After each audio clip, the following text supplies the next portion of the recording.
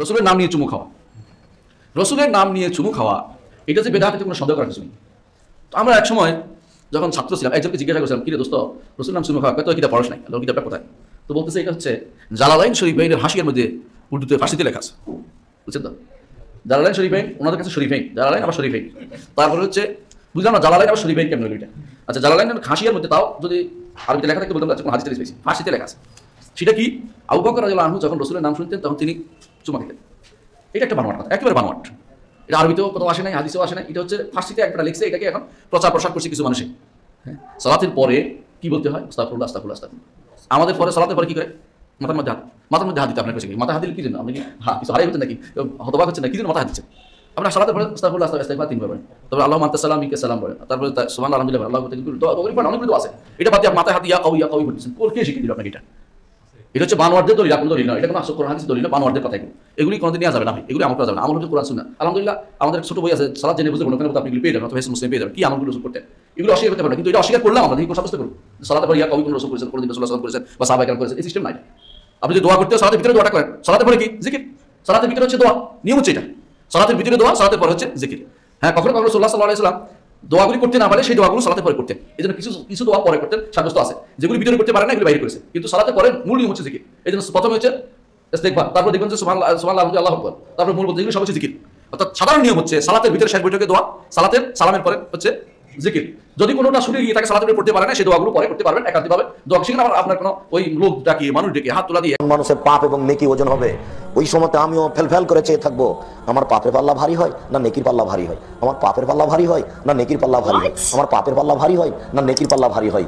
আমি এই দুশ্চিন্তায় থাকবো। আব্দুল্লাহ ইবনে মাসউদ রাদিয়াল্লাহু তাআলা আনহু শেষ জীবনে উনি কুফায় চলে গিয়েছিলেন নবী সাল্লাল্লাহু আলাইহি ওয়াসাল্লামের ইন্তেকালের পরে। এখন কুফার মধ্যে তিনি কিন্তু একটা মাদ্রাসা প্রতিষ্ঠা করেছেন, যেখানে ছাত্ররা আসতো, তাবেঈন ওনার দরসে বসতেন। তো এটা ইবনে মাজাহ শরীফের হাদিস, সহিহ হাদিস।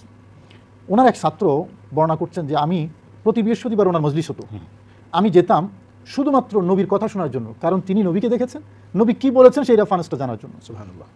কিন্তু প্রতি বৃহস্পতিবার যাচ্ছি, তিনি কখনোই নবীর রেফারেন্সের কথা বলেন না, নিজের পক্ষ থেকে বলেন, ক্বালা রাসূলুল্লাহ বলেন না।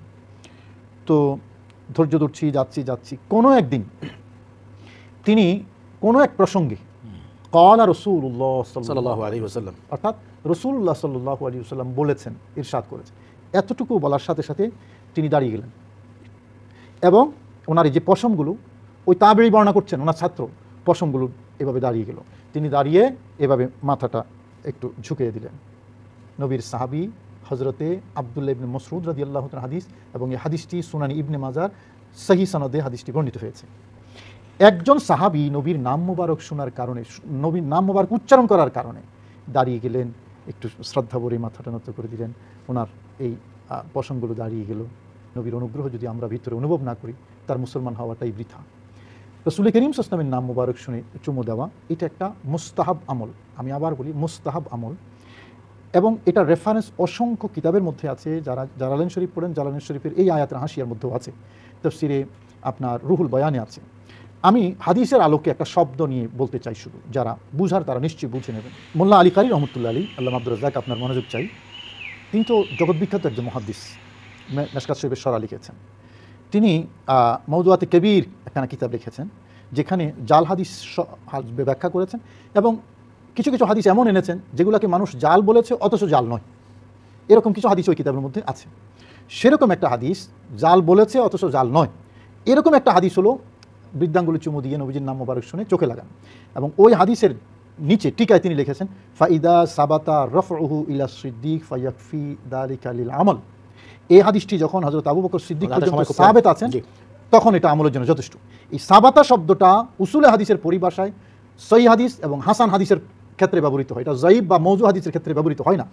এই বৃদ্ধাঙ্গুলি চুমু দেওয়ার ব্যাপারে যে হাদিসটি, এই ক্ষেত্রে মুহাদ্দিস মোল্লা আলী কারি বলেন সাবাতা, এই হাদিসটি সাবেত আছে, তার মানে হয় সেটা মওকুফ হিসাবে হয় সহিহ অথবা হাসান, এবং সহিহ হোক হাসান হোক অথেন্টিক হাদিস। আর আপনি যে কথাটা বলেছেন আমি এখানে শেষ করতে চাই, শুধু আজানের আগে নয়, আজানের পরে তো সহিহ মুসলিমের হাদিসে আছে আজানের আগে মুস্তাহাব। তো কেন রিয়াকশনটা কেন? কোরআন কারীমে তার উত্তর আছে। আল্লাহ বলছেন ওয়া ইযা তাআলাউ ইদা মা ওয়াইদা কিলা লাহুম তাআলাউ ইলা মা আনজালাল্লাহু ওয়া ইলা রাসূল রাআইতাল মুনাফিকিনা ইয়াসুদ্দুনা আনকা সুদুদা। আপনি যখন মুনাফিকদেরকে কোরআনের দিকে ডাকবেন এবং রাসূলের দিকে ডাকবেন, আসো কোরআনের দিকে এবং রাসূলের দিকে, তাদের রিয়াকশনটা নট টুয়ার্ডস কোরআন, রিয়াকশনটা হবে রাসূল করিম সাল্লাল্লাহু আলাইহি ওয়াসাল্লামকে নিয়ে। আল্লাহ বলছেন যে ইয়াসুদ্দুনা আনকা সুদুদা, আপনার কাছ থেকে তারা সরে যাবে, কোরআনের কাছ থেকে সরে যাবে না, কোরআনের কথা বলবে, রাসূল থেকে দূরে থাকবে। দ্যাট ইজ সিম্বল অফ মুনাফিক, এটা কোরআনে কারীম। সে কারণে মনে রাখবেন, যাদের অন্তরে নেফাক আছে, নবীর শান মান যাদের অন্তরে নাই, তাদের রিয়াকশনটা শুধুমাত্র পেয়ারা নবী রাসূল করিম সাল্লাল্লাহু আলাইহি ওয়াসাল্লামকে নিয়ে। সেটা আমার কথা নয়, পবিত্র কোরআনের এই আয়াতের কথা। জি ধন্যবাদ। আমার নবীকে ফিল করেন না ভাই, আমার নবীকে ফিল করেন না, আপনি চিন্তা করতে পারবেন? ইন্না লিল্লাহি ওয়া ইন্না ইলাইহি রাজিউন। আমার নবীকে ফিল না করে, মহব্বত না করে, নবীর কথা না শুনে আপনি এই ধরতির মধ্যে শান্তির সাথে জীবন যাপন করতে পারবেন না। ভবিষ্যতে কি হবে দেখবেন, আপনার ব্রেইন আস্তে আস্তে ড্যামেজ হবে। যেই পরিমাণ টাইম আপনি ফেসবুক বা এই সমস্ত অসামাজিক কার্যকলাপের মধ্যে দিচ্ছেন, আপনার ব্রেইন ড্যামেজ হবে। কিছুদিন পরে আপনি বিয়ে করবেন, বিয়ের 6 মাস যেতে না যেতে আপনার ঘরে আগুন লাগবে, আগুন। কেন? কেউ কাউকে বিশ্বাস করতে পারবেন না। ফেসবুক আপনাকে চরমভাবে অশ্লীলতার দিকে ঠেলে দিচ্ছে। আপনি যতই অশ্লীল হবেন ততই অস্থির হবেন। শব্দগুলো মনে রাখেন, যতই অশ্লীল হবেন ততই অস্থির হবেন, যতই অস্থির হবেন আপনার ভিতর থেকে শান্তি চলে যাবে, আপনি মানসিকভাবে রোগাক্রান্ত হয়ে যাবেন। আপনি যে এখনো মানসিক রোগী সেটা বুঝেন। আমরা কি মানসিকভাবে স্থির? আপনারা বলবেন হুজুর আমি স্থির। আমরা কেউ স্থির না। আপনাকে যদি আমি এখন এখান থেকে বাজারে যেতে বলি, আপনি 10 জনের সাথে ঝগড়া করবেন। ঝগড়া করে মানুষ কখনো ভিতর থেকে স্থির হয় না।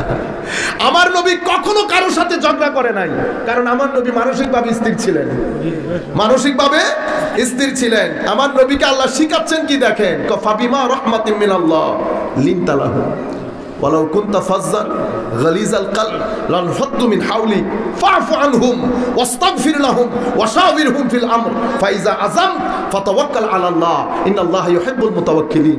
আমার আল্লাহ আমার নবীকে কি শিখাচ্ছেন দেখেন, হাবিব আপনার উপর তো আল্লাহর দয়ার কোনো শেষ নাই।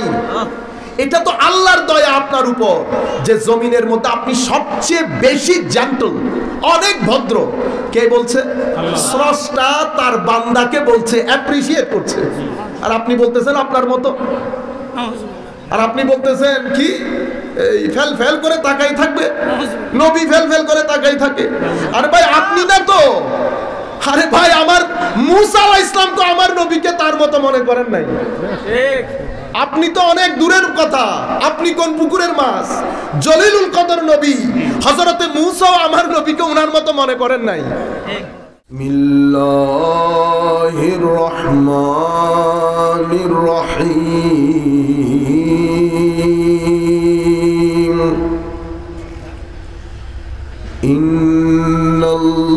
ইন্নাল্লাহা ওয়া মালাইকাতুহু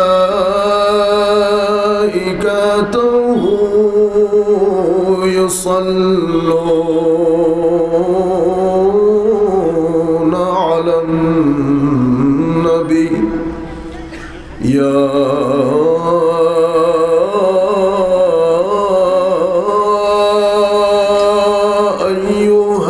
আইয়ুহাল্লাযীনা আমানু সাল্লু আলাইহি ওয়া সাল্লিমু তাসলিমা।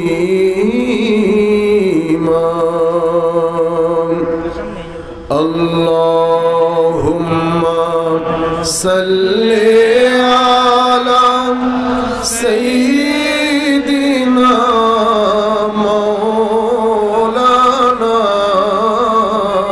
মুহাম্মদ ওয়া আলা আলি সাইয়্যিদিনা মাওলানা মুহাম্মদ। अल्लाह क्या जहन्नम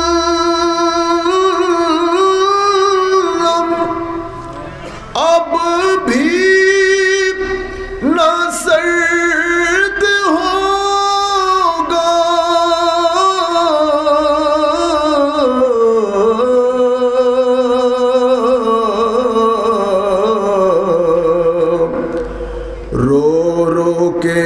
मुस्तफा ने दरिया बहा दिए हैं। अल्लाहुम्मा सल्ले अला सय्यिदिना मौलाना मुहम्मद व अला आलि सय्यिदिना मौलाना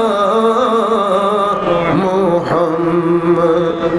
जब आगे है जोशे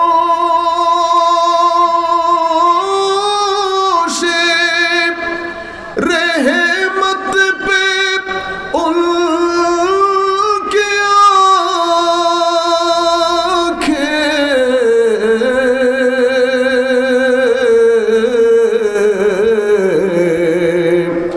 रोते हंसा दिए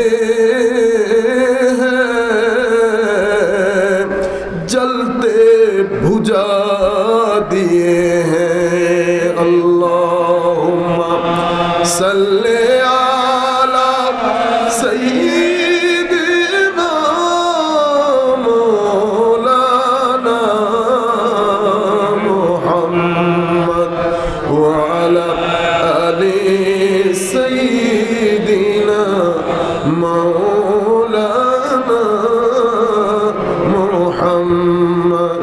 मेरे करीम से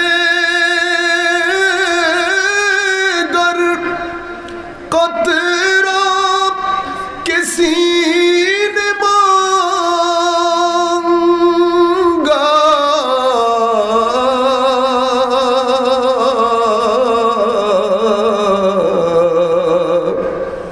दरिया बहा दिए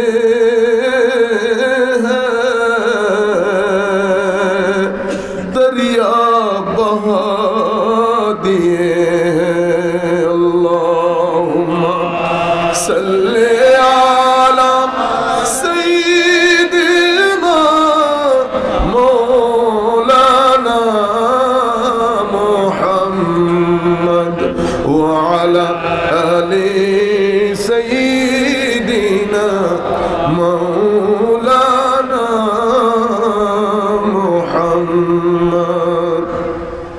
সম্মানিত উপস্থিতি, এখানে কিছু প্রশ্ন রাখা হয়েছিল। কই প্রশ্ন দেন, আমি আগে প্রশ্নের দুলাই করি। সম্মানিত উপস্থিতি, চিরাচরিত নিয়ম অনুযায়ী আমি এই প্রশ্নগুলোতে যাওয়ার আগে আপনাদেরকে একটা ঘটনা বলি। ঘটনা হচ্ছে, পৃথিবীতে আইন নিয়ে গবেষণা চলছে। কি নিয়ে? আইন। মানে আইন, সবচেয়ে পুরনো আইনের বই কোনটা এবং সবচেয়ে পুরনো আইন কোন দেশে অ্যাপ্লাইড হয়েছে, কারা লিখেছে। দেখছেন পৃথিবীর অবস্থা। পৃথিবী আইন খুঁজতে খুঁজতে খুঁজতে ইরানে, কোথায়? ইরানের সুস শহরের মধ্যে যারা অ্যানথ্রোপোলজি পড়ে, এই যে মাটি খোদাই করে করে জিনিস কতগুলো বের করে না, বের করে পুরানো জিনিস আবিষ্কার করে। এরা খোদাই করতে করতে তারা একটা জিনিস পেয়েছে, লম্বা একটা পিলার, লম্বা পিলার। ওই পিলারের মধ্যে দুই ব্যক্তির ছবি আঁকা। ছবিটা এভাবে আঁকা, একজন উপরে একজন নিচে। একজন উপর থেকে আইনের কিছু একটা নিচের জনকে দিচ্ছে। ছবি আঁকা, নিচে একটা একটা করে আইন লিখা। চুরি করলে কি হবে, হত্যা করলে কি হবে, মানুষের উপর জুলুম করলে কি হবে, এই আইনগুলো একটা একটা করে লেখা। এই যে আমি আইনগুলো লেখা বলতেছি, এটা তো বুঝার কথা না। এমনিতে কিছু একটা লেখা, আঁকা আঁকি করা। আপনি চিন্তা করে দেখেন, পশ্চিমা বিশ্ব, আমেরিকা, ইংল্যান্ড, এরা এটার পেছনে বছরের পর বছর লেগেছিল এটা উদ্ধার করার জন্য, যে এখানে লেখাগুলা কি। যখন আমরা বসে মিলাদুন্নবী নিয়ে মারামারি করছি, কি নিয়ে? মিলাদুন্নবী নিয়ে। আজানের সময় মুহাম্মদুর রাসূলুল্লাহ সাল্লাল্লাহু আলাইহি ওয়াসাল্লাম পড়লে চোখে চুমু খেয়ে চোখে লাগাবো কিনা, জানাজার পরে দোয়া করব কিনা, যখন আমরা মুসলমানরা মনে হয় যেন জিনিসগুলো আজকে হচ্ছে, এগুলো আজকে হচ্ছে। চুমু এই আমাদের এশিয়ার মধ্যে, এটা এশিয়ার মধ্যে তো না, কুল কায়নাতের মধ্যে আছে, কেউ দেয় কেউ দেয় না। কেউ এটাকে ফরজ বলেছে, ওয়াজিব বলেছে। আমি বলছি এগুলা কেন আসে প্রশ্নগুলা, সম্মানিত উপস্থিতি। এরপরে জানাজার পরে দোয়া আমার মতো মৌলবী করছে? যারা করছে তারা সময়ের বড় বড় বুজুর্গ না? আইনস্টাইনের মতো মৌলানা না? সায়েন্স কি আপনি আজকে বুঝতেছেন? একটা জিনিস পৃথিবীকে আবিষ্কার করে দিতে পেরেছেন এই পর্যন্ত? কি করেছেন? উপরে বিল্ডিং তুলেছেন। আসল কাজ কে করেছে? ও বাপদাদা করে গেছে। আপনারা এক্সটেনশন করেন, এখনো পর্যন্ত বিল্ডিং তৈরি করতে পারেন নাই। মার্সিডিজ বাপদাদারা করছে, বিএম বাপদাদারা করছে। হুজুর আমরা লম্বাগিনি করছি, লম্বাগিনি যে করছেন এটা বাপদাদাদের করা, এক্সটেনশন করাইছেন। কি করাইছেন? এক্সটেনশন করছেন। এখনো পর্যন্ত মুরব্বী আলেম যারা আছে, এই যে উলামা বসে আছে, আপনারা মনে করতেছেন আমরা বড় মৌলবী, আমরা না জানি আসল মৌলবীকে। আপনি মনে করতেছেন কুমিল্লা শহরের মধ্যে হার্টের ডাক্তার আপনার কাছে যে বড় ডাক্তার, যাকে আপনি হার্টের বড় ডাক্তার মনে করতেছেন, মেডিকেলের মধ্যে তারে সিটও দেয় না, কারণ ডাক্তারও না জানে আসল ডাক্তারকে। আপনারা বুঝতে পেরেছেন? সম্মানিত উপস্থিতি, আমি যে জিনিসটা আপনাদেরকে বোঝাতে চাচ্ছি, ওয়েস্টার্ন কান্ট্রি, পশ্চিমা বিশ্ব লেগে আছে এটার পেছনে, লেগে আছে লেগে আছে। শেষ পর্যন্ত তারা এটা পড়তে সক্ষম হয়েছে। এটাকে তারা ইংরেজিতে, ফ্রেঞ্চ ভাষায়, স্প্যানিশ ভাষায়, সমস্ত বড় বড় ভাষায় এটাকে ওরা ট্রান্সলেট করেছে। ট্রান্সলেট করে এরা পৃথিবীকে কি দেখিয়েছে জানেন? এরা দেখিয়েছে যেই ব্যক্তি আইন নিচ্ছে এই হচ্ছে প্রাচীনতম মিশরের হামুরাবি, ওর নাম রাজা। এই হামুরাবি কে? এই বুধয় ইব্রাহিম আলাইহিস ইসলামের সময়কালের নমরুদ। ইব্রাহিম আলাই, আপনি গবেষণা, আপনি চ্যালেঞ্জ করতে পারবেন তাদের সাথে? তারা কি আমাদের মতো?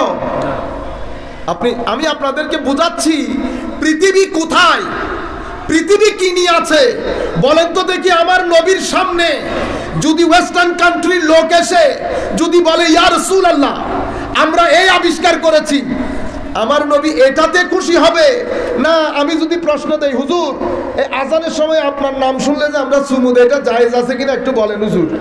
নামাজের সময় যে হুজুর আমরা আমিন জোরে বলি, হুজুর এটা জায়েজ আছে কিনা, বুকে হাত দিয়ে বলেন তো আমার নবী কোনটাতে খুশি হবে?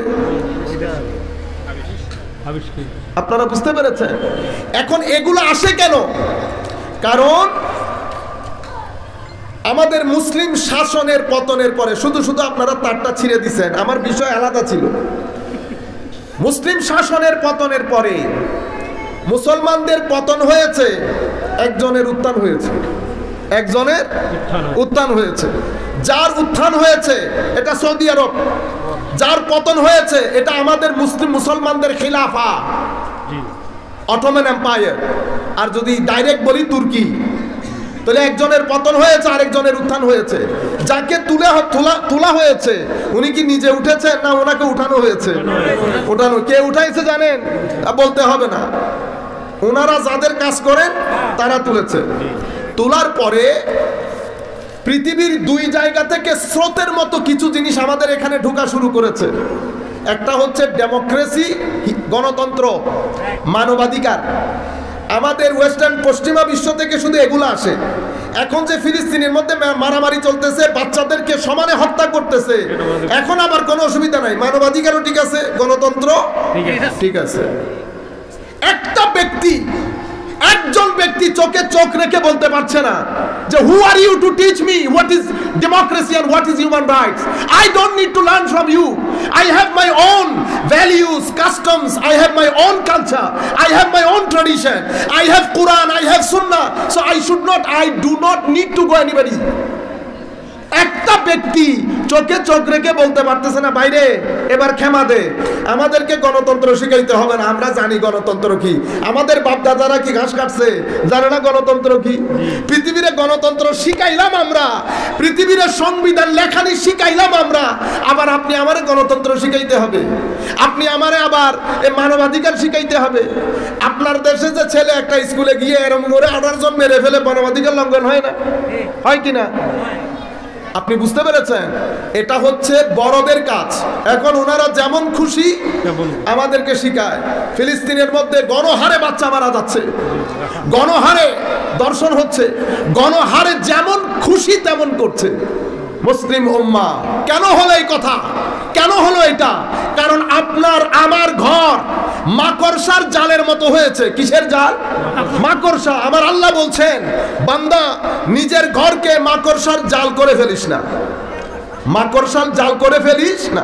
মাওলা, নিজের ঘর মাকড়সার জালে কিভাবে পরিণত হয়? আমার আল্লাহ বলছেন, বান্দা যেই ঘরের মধ্যে আমি থাকবো না, যেই ঘরের মধ্যে আমার নবী থাকবে না, যেই ঘরের মধ্যে কোরআন থাকবে না, সেই ঘর যত ইস্পাত কঠিন হোক সেটা মাকড়সার জালের মতো হবে। আমার আল্লাহ আবার নিজে ফতোয়া দিচ্ছে, ইন্না আউহানাল বুয়ুত লাবাইতুল আনকাবুত, সবচেয়ে জীর্ণ শীর্ণ নড়ে বড়ে ঘর হচ্ছে মাকড়সার জাল। যার খুশি আঙ্গুল দিয়ে দিয়া মারে। আঙ্গুল দিয়ে এমনি করি না? এখন আমাদেরকে করতেছে না আঙ্গুল দিয়ে এমনি, বার্মো করে, বার্মো করে। কেন? কারণ আমরা দুনিয়ার নাম দিয়ে কিছু দুনিয়া, কিছু লোক, কিছু লালসা, আমরা মুসলমান, আমাদের কবর আমাদের জন্য অপেক্ষা করছে। আধুনিকতার নাম দিয়ে আমরা ফেসবুক বলেন, আধুনিক জিনিসপত্র দিয়ে আমরা দুনিয়ার মধ্যে এভাবে গুম হয়ে গেছি, আমরা আমাদের আসল ঘর ভুলে গেছি, 60-70 বছরের ঘরের জন্য পাগল হয়ে গেছি। মনে রাখবেন, যেই ঘরের মধ্যে আল্লাহ এবং রসুল থাকবে না, আমার আল্লাহকে জিজ্ঞেস করেন, আল্লাহ আপনার সুন্নত কি, আপনার নিয়ম কি, গ্রামার কি? আমি যদি আপনার নবীর কথা না মানি তো কি কি হবে?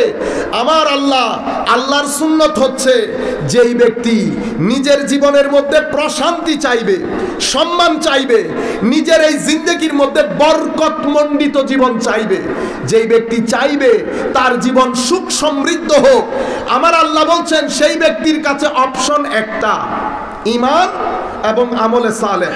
এই দুইটা জিনিসের কোন একটার মধ্যে হেরফের হবে, কবরের আগুন পরে জ্বলবে, আগে দুনিয়ার আগুন জ্বলা শুরু করবে। আপনি জীবনে শান্তি পাবেন না। আমি আপনাকে এরপরে বলছি আমরা কি কি সমস্যার মধ্যে ভোগ করছি। আমি যুবকদেরকে বলছি, আমরা রং ট্র্যাকে চলে যাচ্ছি। ফেসবুক বলেন, আরো ইফটিজিং, সামগ্রিকভাবে আপনারা যেই দিকে সামনের দিকে অগ্রসর হচ্ছেন, আমি আপনাদেরকে বলে দেই বেটা কি কি হবে সামনে। আজকে পারলে মোবাইলের মধ্যে লিখে রাখেন, আপনার বয়স যদি 17 বছর হয়, আপনি যদি এই আন্দাজে জীবন যাপন করেন, মসজিদ নাই, নামাজ নাই, দরুদ নাই, আমার নবীর ইশক মহব্বত নাই, কখনো আপনি আমার নবীকে ফিল করেন না, আমার নবীকে ফিল করেন না ভাই, আমার নবীকে ফিল করেন না, আপনি চিন্তা করতে পারবেন? ইন্না লিল্লাহি ওয়া ইন্না ইলাইহি রাজিউন। আমার নবীকে ফিল না করে, মহব্বত না করে, নবীর কথা না শুনে আপনি এই ধরতির মধ্যে শান্তির সাথে জীবন যাপন করতে পারবেন না। ভবিষ্যতে কি হবে দেখবেন, আপনার ব্রেইন আস্তে আস্তে ড্যামেজ হবে। যেই পরিমাণ টাইম আপনি ফেসবুক বা এই সমস্ত অসামাজিক কার্যকলাপের মধ্যে দিচ্ছেন, আপনার ব্রেইন ড্যামেজ হবে। কিছুদিন পরে আপনি বিয়ে করবেন, বিয়ের 6 মাস যেতে না যেতে আপনার ঘরে আগুন লাগবে, আগুন। কেন? কেউ কাউকে বিশ্বাস করতে পারবেন না। ফেসবুক আপনাকে চরমভাবে অশ্লীলতার দিকে ঠেলে দিচ্ছে। আপনি যতই অশ্লীল হবেন ততই অস্থির হবেন। শব্দগুলো মনে রাখেন, যতই অশ্লীল হবেন ততই অস্থির হবেন, যতই অস্থির হবেন আপনার ভিতর থেকে শান্তি চলে যাবে, আপনি মানসিকভাবে রোগাক্রান্ত হয়ে যাবেন। আপনি যে এখনো মানসিক রোগী সেটা বুঝেন। আমরা কি মানসিকভাবে স্থির? আপনারা বলবেন হুজুর আমি স্থির। আমরা কেউ স্থির না। আপনাকে যদি আমি এখন এখান থেকে বাজারে যেতে বলি, আপনি 10 জনের সাথে ঝগড়া করবেন। ঝগড়া করে মানুষ কখনো ভিতর থেকে স্থির হয় না। আমার নবী কখনো কারোর সাথে ঝগড়া করে নাই, কারণ আমার নবী মানসিকভাবে স্থির ছিলেন, মানসিকভাবে স্থির ছিলেন। আমার নবীকে আল্লাহ শিখাচ্ছেন কি দেখেন, ফাবিমা রাহমাতিন মিনাল্লাহ লিনতা লাহু ওয়ালাউ কুনতা ফাজ্জান গালিজাল কলব লানফাদ্দু মিন হাওলিক ফা'ফু আনহুম ওয়াস্তাগফির লাহুম ওয়াশাওিরহুম ফিল আমর ফাইজা আযাম ফাতাওয়াক্কাল আলাল্লাহ ইন্নাল্লাহা ইউহিব্বুল মুতাওয়াক্কিলিন। আমার আল্লাহ আমার নবীকে কি শিখাচ্ছেন দেখেন, হাবিব আপনার উপর তো আল্লাহর দয়ার কোনো শেষ নাই। এটা তো আল্লাহর দয়া আপনার উপর যে জমিনের মধ্যে আপনি সবচেয়ে বেশি জেন্টল, অনেক ভদ্র। কে বলছে?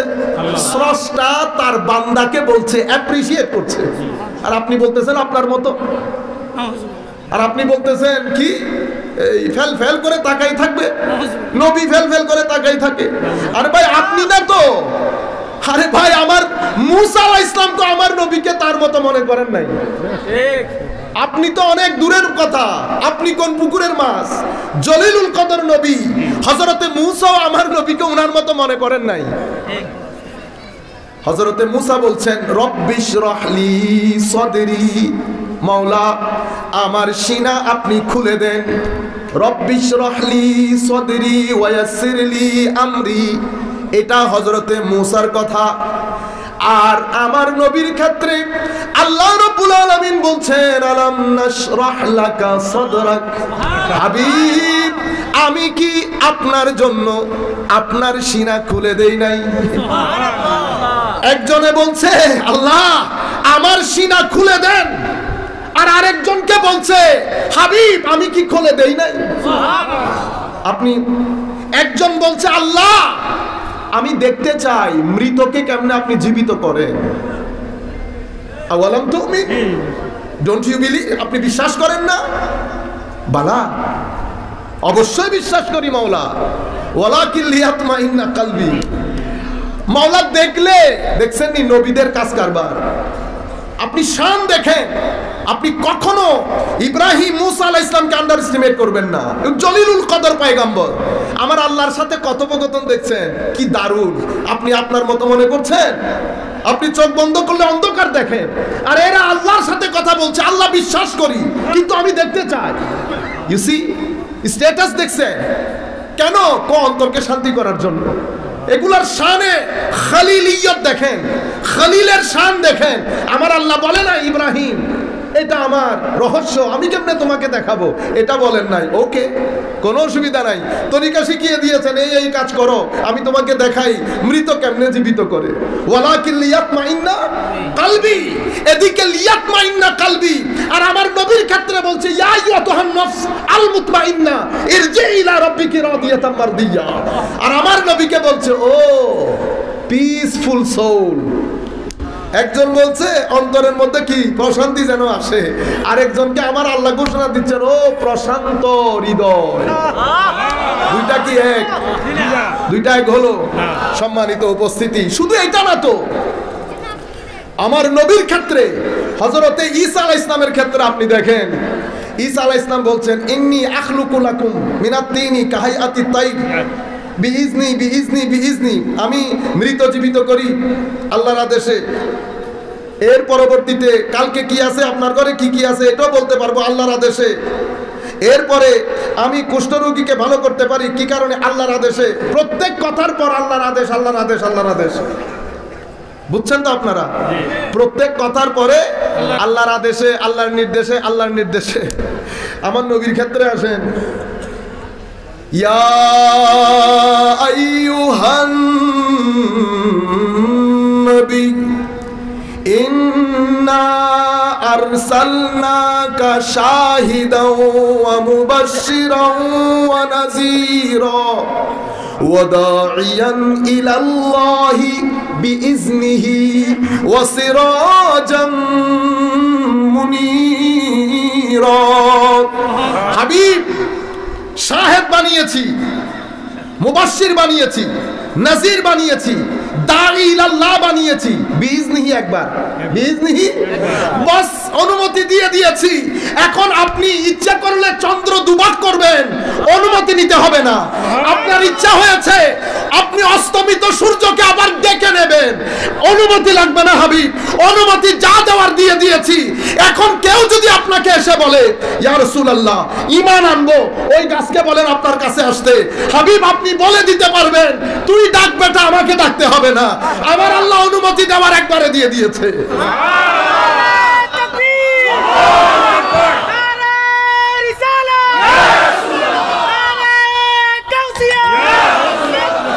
আমার মতো ও ভাই মিসলুকুম যেটা বলেছে সেটা তৌহিদ বাঁচানোর জন্য বলেছে, শানের রিসালাতে বিয়াদবি করার জন্য না। কিসের জন্য? আপনারা এই সেন্টেন্সটা এটা রিপিট করেন। মিসলুকুম বলেছে তৌহিদকে বাঁচানোর জন্য, শানের রিসালাতে বিয়াদবির বাজার গরম করার জন্য না। বুঝতে পেরেছেন কেন? আমার আল্লাহর কোনো মিছিল নাই, লাইসা কামিসলিহি শাই। দুইটা ব্যক্তি বা বস্তু যত দিক থেকে মত হতে পারে, আকৃতির দিক থেকে, প্রকৃতির দিক থেকে, গঠনের দিক থেকে, দৈর্ঘ্যের দিক থেকে, প্রস্থের দিক থেকে, গভীরতার দিক থেকে, যত দিক থেকে দুইটা ব্যক্তি বা বস্তু একজন আরেকজনের মতো হতে পারে, এগুলার জন্য আরবিতে ভিন্ন ভিন্ন শব্দ আছে। খতিবরা বলেন লা জিদ্দালাহু ওয়ালা নিদ্দালাহু ওয়ালা মিসলালাহু ওয়ালা শিবহালাহ। এটা মাদ্রাসার ছাত্রদের জন্য বিশেষ করে বলছি। এটা ইমাম রাগিব আল আসফাহানি এ লাইসা কামিসলিহি এই মিসলের অর্থ বর্ণনা করতে গিয়ে এগুলো উনি বলেছেন ওখানে। লিসানুল আরবের মধ্যে এসছে। তো জিদ্দুনের অর্থ একটা, নিদ্দুন একটা, শিবহুন একটা, কিন্তু যখন মিসল শব্দটা ব্যবহার করে, আমি যখন বলবো লাইসা কামিসলিহি, তার মানে এই দুইটার মধ্যে কোনো দিক থেকে একটা আরেকটার মতো না, কোনো দিক থেকে। কিন্তু আপনি যদি জিদ্দুন বলেন তাইলে এটা কোনো দিক থেকে না, যে কোনো একটা দিক থেকে। আমি ডিপলি যাচ্ছি না, আপনারা বুঝবেন না। এটা কিছু আমরা আরবিতে বলি হাকিকত, আমি হাকিকত বললে আপনারা বুঝবেন না, বেটার আপনারা যতটুকু বুঝেন। আমি বলতেছি আপনাকে যখন মিসলুন বলবেন তাহলে আর কোনো শব্দ বলতে হয় না। লাইসা কামিসলিহি শাই মানে কোনো কিছু সৃষ্টির মধ্যে কোনো দিক থেকে, আকৃতি বলেন, প্রকৃতি বলেন, গঠন বলেন, ধরন বলেন, কোনো দিক থেকে সৃষ্টির কোনো কিছু আমার আল্লাহর মতো নয়। আপনি, কারণ আমার আল্লাহ তখন ছিলেন যখন কোনো তখন ছিল না, যখন কোনো তখন সত্তা ছিল না, মাস ছিল না, দুনিয়া ছিল না, নবমণ্ডল, ভূমণ্ডল, আসমান, জমিন, আল্লাহ বাদে পৃথিবীতে, মানে আল্লাহ বাদে কোনো অস্তিত্বই ছিল না আমার আল্লাহ। তো আল্লাহ এই জন্য বলে না তুই রে তুই আউয়াল ও আখির মৌলা, তুই রে তুই, হায় হায় এমন মহান। তো তখন যেরকম ছিলেন এখনো তেমন আছেন। আপনি কোনোভাবে এটা চিন্তা করতে গেলে আপনি এখানে কোনো সীমা পরিসীমা পাবেন না। এখন আমার আল্লাহ চাচ্ছেন, এরপরে আমার আল্লাহ সৃষ্টি করলেন। কাকে সৃষ্টি করলেন? কুল কায়নাত, সেই যুগ থেকে এই যুগ পর্যন্ত জ্ঞানের জগতের প্রশ্ন হচ্ছে আল্লাহ এই পৃথিবীতে, এই সৃষ্টিতে প্রথম কোন জিনিস সৃষ্টি করেছেন। এটা সেই যুগ থেকে আজকের যুগ, পৃথিবীর যে কোনো ইউনিভার্সিটিতে যান, বিজ্ঞানের জগতে যান, সবাই এটা প্রশ্ন করে প্রথম ক্রিয়েশন কোনটা। বিজ্ঞান তার গবেষণার গতি চালাতে চালাতে বলেছে যে প্রথমে সবকিছু একটা আলোর মতো ছিল। কিসের মতো? আলোর মতো, যদিও এটা তাদের ফাইনাল না, প্রাথমিক আলো। এখন আমার নবীকে হযরত জাবের রাদিয়াল্লাহু তাআলা জিজ্ঞেস করেছেন, হাবিব প্রথম আল্লাহ কি সৃষ্টি করেছেন? যদিও হাদিসটার ব্যাপারে অনেক কথাবার্তা আছে, তবে মুহাদ্দিসিনে কেরাম হাদিসটা উল্লেখ করেছেন বিভিন্ন জায়গায়। সম্মানিত উপস্থিতি, তো আমার নবী বলছেন, জাবের আল্লাহ প্রথমে তোমার নবীর নূর সৃষ্টি করেছে। তাইলে হাদিসের সাথে যেহেতু বিজ্ঞানের মিল হচ্ছে, আমরা প্রাথমিকভাবে এটা বলতে পারি। তো আমার নবীর নূর আমার নবীর নূর। এর পরবর্তীতে পুরা সৃষ্টি, আমি ওদিকে যাব, আমার উদ্দেশ্য না, আমি মিছিল বোঝানোর উদ্দেশ্য। এখন আমার আল্লাহ চাচ্ছেন বান্দারা তাকে চিনুক, বান্দারা তার ইবাদত করুক, বান্দারা তার আনুগত্য করুক। এখন যিনি চাচ্ছেন তার ইবাদত আনুগত্য, ওনার কিন্তু কোনো আকার নাই, ওনার কেউ দেখানো নাই কোনোদিন। আপনি যে বলতেছেন আশহাদু আল্লা ইলাহা ইল্লাল্লাহু ওয়া আশহাদু আন্না মুহাম্মাদান আবদুহু ওয়া রাসূলুহু, বলেন নাই? আশহাদু মানে কি? আমি সাক্ষ্য দিচ্ছি। তা আপনি সাক্ষী দিচ্ছেন কেন? আপনি কি দেখছেন? না দেখে সাক্ষী দেয় কে? বলেন না মিথ্যুক। না দেখে সাক্ষী দেয় কে? মিথ্যুক। তো আপনি এরকম মিথ্যা কথা কেমনে বলতেছেন? আপনি বলতেছেন আপনি দেখছেন, নাইলে আপনি কেমনে বললেন? এটা কিন্তু যারা এইথিস্ট, যারা এইথিস্ট, আল্লাহতে বিশ্বাস করে না, তারা এই প্রশ্নগুলা করে আপনাদেরকে। তখন আপনারা চুপ হয়ে যান। হুজুর আমাকে প্রশ্ন করছে যে আমি, কারণ আপনি হয়তো আরবিতে বুঝতেছেন না, ইংরেজিতে তো বোঝা যায়। আমি বলি কি, I bear witness, I bear witness that there is no god worth of worship apart from Allah. Allah ছাড়া কোনো উপাস্য নাই। এখন আপনি বলছেন আমি সাক্ষ্য দিচ্ছি, তখন এই বলে যে আপনি কেমনে সাক্ষ্য দিলেন? আপনি কি দেখছেন? তো না দেখে সাক্ষী দেখে তো কি বলে? You are simply a liar, তুমি তো মিথ্যুক। হইল নি কথাটা? ও ভাই, আমার সাক্ষী হচ্ছে সেকেন্ডারি, আসল সাক্ষী হচ্ছে আমার নবীরটা। আসল সাক্ষী কার? মূল সাক্ষী নবীর। নবী হচ্ছেন প্রাইমারি উইটনেস, আমি হচ্ছি সেকেন্ডারি উইটনেস। আমাকে যখন আপনি জিজ্ঞেস করতেছেন আপনি দেখছেন কিনা, আমি বলতেছি ভাই আমি তো সেকেন্ডারি, প্রাইমারি তো উনি, প্রাইমারি উনি। তো এখন প্রাইমারিকে জিজ্ঞেস করলে প্রাইমারি বলতেছে সুবহানাল্লাযী আসরা বিআবদিহি লাইলাম মিনাল মাসজিদিল হারামি ইলাল মাসজিদিল আকসা আল্লাযী বারাকনা হাওলা। কোরআন নিজে, কোরআন নিচে এসে জমিনকে মুবারক করেছে, কোরআন নিচে এসে জমিনকে বরকতমণ্ডিত করেছে, আর আমার নবী উপরে গিয়ে উপরকে বরকতমণ্ডিত করেছে। আমার নবী উপরে গিয়ে উপরকে বরকতমণ্ডিত করেছে। কেন এটা আপনারা মনে করতেছেন? কারণ এক আজীব মাহল তৈরি হয়েছে। শানের সালত আমার মতো তোমার মতো। এখন আমি দেখাই আপনারা আমার মতো আর তোমার মতো, তখন বুঝতে পারবেন। সম্মানিত উপস্থিতি, তাইলে মূল সাক্ষী কে? আমার নবী। তো আমার নবী যদি না দেখেন তো সাক্ষী কেমনে দিলেন? কারণ কুল কায়নাতে সমস্ত নবীদের সাক্ষীর উপর সাক্ষী দেবেন আমার নবী। কুল কায়নাতের সমস্ত নবীরা তাদের উম্মতের ব্যাপারে সাক্ষী দেওয়ার পরে মূল এন্ডোর্সমেন্ট, অ্যাটেস্টেশন, এখানে আমার নবীর সিল যদি না পড়ে এদের কারো সাক্ষী আল্লাহর দরবারে গ্রহণযোগ্য হবে না। ইয়াউমা নাবআসু কুল্লা উম্মাতিন বিশাহিদ। কোরআনে পাকের মধ্যে আল্লাহ বলছেন আমরা কিয়ামতের দিন সমস্ত উম্মতের জন্য সাক্ষী থাকবে। ইয়া রাসূলুল্লাহ আপনার অবস্থান কি হবে? আমি মাকামে মাহমুদের মধ্যে থাকব। মাকামে মাহমুদ, মাহমুদ মানে কি? তো যিনি অতীব প্রশংসিত, অতীব প্রশংসিত, প্রশংসার আসনের মধ্যে আমার নবী। সবাই সাক্ষী নিয়ে আমার নবীর দরবারে আসবে। আমার নবী উম্মতের গোলামদেরকে ডেকে বলবে সিল টানে দেবে, সিলে মুহাম্মদি। সিলে মুহাম্মদি লাগানোর পরে সমস্ত সাক্ষী আল্লাহর দরবারে গ্রহণযোগ্য। তো আমার নবীকে বলা হচ্ছে শাহেদ। কখনকার জন্য শাহেদ? কিয়ামত পর্যন্ত আগত মুসলমানের জন্য আমার নবী সাক্ষী। তাহলে সাক্ষীকে তো চোখে দেখতে হয়।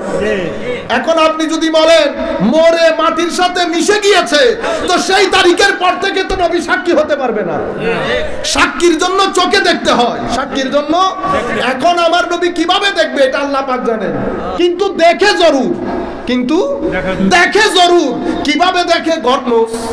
কেন? আমার নবী তো আমাদেরকে বলেন নাই কেমনে দেখে, আমরা কেমনে বলবো? ভিতরের কথা তো আমরা বলতে পারবো না। বুঝতে পেরেছেন সম্মানিত উপস্থিতি? তাহলে সাক্ষী অরিজিনালি আমার নবী। এখন আল্লাহ নিরাকার, সময়, স্থান, কাল সব কিছু থেকে পূত পবিত্র। মাওলা এখন আপনার আনুগত্য আমি কেমনে করব? আমার আনুগত্য করার জন্য আমি আমার রূপের, আমার আমার আখলাকের, আমার আফআলের, আমার আউসাফের মাজহার বানিয়ে একজনকে পাঠিয়েছি। আমি তার নামই ঠিক করেছি মুহাম্মদ।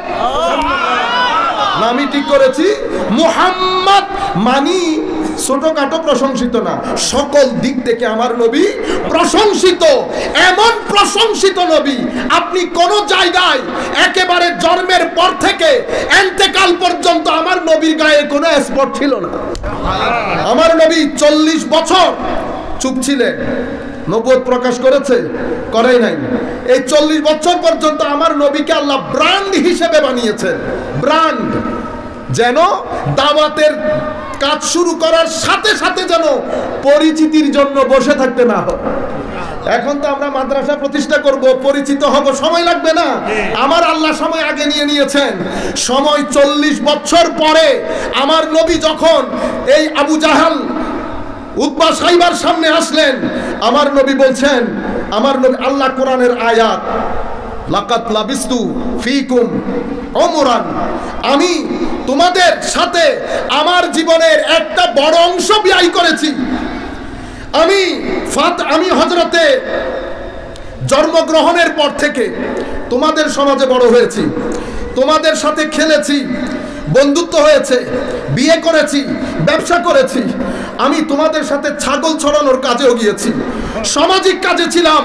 বলো দেখি আমার জীবনে কোন দিকে, কোন ডাইমেনশনে একটা স্পট 40 বছর পর্যন্ত আরবের কোন কাফের এটা বলতে পারে নাই যে মুহাম্মদ সাল্লাল্লাহু আলাইহি ওয়াসাল্লাম তোমাকে অমুক বছর অমুক জায়গায় একটা রং জায়গায় দেখেছি। আবু সুফিয়ান যখন নাজ্জাশীর কাছে গেছে, নাজ্জাশী আবু সুফিয়ানকে ভিতরে নিয়ে গিয়ে বলতেছে, আবু সুফিয়ান, দুশমনী আপন জায়গায়, বলো মুহাম্মদের চরিত্র কেমন সাল্লাল্লাহু আলাইহি ওয়াসাল্লাম। আবু সুফিয়ান বলতেছে রাদিয়াল্লাহু আনহু, পরবর্তীতে তো ইসলাম কবুল করেছে, তখন বলতেছে, দেখেন দুশমনী আপন জায়গায়, কিন্তু মুহাম্মদ যদি চরিত্রের দিক থেকে বলি সাল্লাল্লাহু আলাইহি ওয়াসাল্লাম, আমার এই দুই চোখ মুহাম্মদের মতো কোনো মানুষই দেখে নাই। আমি আপনাদেরকে, আমি নওজওয়ানদেরকে বলছি, সুন্নিয়ত আল্লাহ পাকের দরবারে শুকরিয়ার কোনো শেষ নাই। আপনাদেরকে কনফিডেন্স দেওয়ার জন্য বলছি, যে আকীদায় আমরা বিশ্বাস করি, মুহাব্বতের, ইশকের, ইসালে সওয়াবের, ঈদে মিলাদুন নবীর, আমরা যা কিছু করি, আজকে পৃথিবীর প্রায় 85% মুসলমান, মিশরে যান, সুরিয়ায় যান, দেমেশকে যান, প্যালেস্টাইনে যান, ইয়েমেনে যান, নর্থ আমেরিকায় যান, মিডল ইস্টে যান, পৃথিবীর যেই প্রান্তে যাবেন যান, 95% মুসলমান আমাদের মতো সবকিছু উদযাপন করে। কখনো মন ছোট করবেন না। পৃথিবীর যেই প্রান্তে যাবেন সুফিয়া ইকরামের মাজার পাবেন, কয়েকটা দেশ ব্যতীত, কয়েকটা দেশ ব্যতীত। তারা ভেঙে ফেলার কারণে, কিসের কারণে? ভেঙে ফেলার কারণে। আমার নবীর ইশকের কথা, আমার নবীর মহব্বতের কথা, আউলিয়া ইকরামের নিসবতের কথা, পৃথিবীর যেই প্রান্তে যাবেন যান, যেই প্রান্তে যাবেন, 95% মুসলমান এখনো শবে বরাত পালন করে, এখনো তারাবি 20 রাকাত পড়ে, ঈদে মিলাদুন নবী পালন করে, উরস করে, ইসালে সওয়াবের মাহফিল করে। আমরা যেই আন্দাজে জজবা প্রদর্শন করি, সেই আন্দাজে জজবা প্রদর্শন করে। সুতরাং আপনারা মন কখনো ছোট করবেন না। আফসোসের বিষয় হচ্ছে, কেস তুলে ধরার জন্য যে কম্পিটেন্সি দরকার, এফিশিয়েন্সি দরকার, পার্সোনালিটি দরকার, প্রেজেন্টেশন দরকার, সেটা আমাদের এখানে লুজ হয়ে গেছে। নতুবা 15-20 বছর পিছনে গেলে আমাদের এখানে জলিলুল কদর উলামায়ে কেরাম, যাদের সামনে দিয়ে হেঁটে যেতে 10 বার আলেমরা চিন্তা করত। আফসোসের বিষয়, আলেমরা চলে গেছে, আমরা এক নাজুক পরিস্থিতিতে পড়ে গেছি। কিন্তু আল্লাহ পাকের ইজ্জতের কসম করে বলছি, এই আকীদার উপর গত 1300 বছরে আইম্মায়ে কেরামের, আউলিয়ায়ে কেরামের, মুজতাহিদিন, মুজাদ্দিদিন সকলের হাত, সাহাবায়ে কেরামের হাত, আমার নবীর দস্তে মহব্বতের হাত এই আকীদায়ে আহলে সুন্নাত ওয়াল জামাতের উপর আছে। এটা কখনো আপনি মনে করেন না নরে বরে কুমিল্লার কোনার মধ্যে এসে করতেছি। আপনার বাহার আহলে সুন্নাত ওয়াল জামাতের বিরুদ্ধে যা কিছু হচ্ছে, সবকিছু মুসলিম উম্মার খেলাফত ধ্বংসের পর থেকে শুরু হয়েছে। আমি আপনাদেরকে কি বলেছিলাম শুরুতে, একদল মানবাধিকার আর গণতন্ত্র এটার জন্য টাকা খরচ করতেছে, তাদের মতো করে যেন আমরা চলি, তাদের মতো করে খাই, তাদের মতো করে চিন্তা করি, এটার জন্য। এটাকে বলে সেকুলারাইজেশন, অতিমাত্রায় আধুনিকতা। আর একদল টাকা পয়সা খরচ করতেছে শিরক এবং বেদাতের নাম দিয়ে, কি ইসলাম দেওয়ার জন্য, সৌদি ইসলাম পুরা পৃথিবীতে প্রচার প্রসার করার জন্য। এই জন্য তারা এখানে কিছু তাদের লোকজন কাজ করে। আমি কাউকে ছোটও করছি না, বড়ও করছি না। আমি আপনাকে বলছি, আপনি যে ইউনিভার্সিটিতে গিয়ে পড়ালেখা করেছেন, আপনি আমাকে যেতে দিবেন? যেতে দিবেন না। কেন? কারণ আপনি আমাকে বিশ্বাস করেন না। আমি পড়েছি আজহারে, আমি আপনাকে বলতেছি পৃথিবীর যে কোনো মানুষ যে কোনো অবস্থায় আজহারের মধ্যে যাইতে পারে, কারো সিগনেচার লাগে না। কিন্তু আপনার ওখানে যাইতে হলে সিগনেচার লাগে। কেন লাগবে সিগনেচার? কেন লাগবে? আজহার তো ভয় করছে না, আপনার ভয় কিসের? ওখান থেকে আমরা পরে কি কোটি